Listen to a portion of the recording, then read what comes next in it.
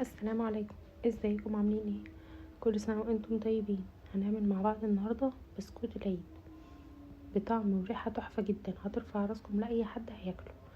المقادير بسيطه جدا وسهله خالص، لو اول مره تعمليه هيطلع تحفه معاكي، بس اعملي بنفس الخطوات والمقادير وان شاء الله هيظبط معاكي.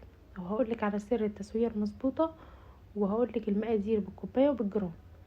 يا ريت لو عجبكم الفيديو ما تنسوش تعملوا لايك واشتراك وتفعيل الجرس عشان تتابعوا كل جديد. يلا بينا نبدأ على طول.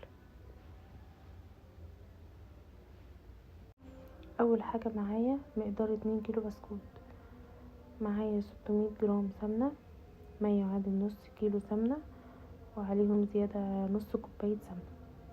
لو عندك ستاند مكسر هنستخدمه، لو ما عندناش وعندنا المضرب الكهربائي اللي هو اليدوي ينفع. هضرب الاول السمنة لوحدها لحد ما لونها يفتح معايا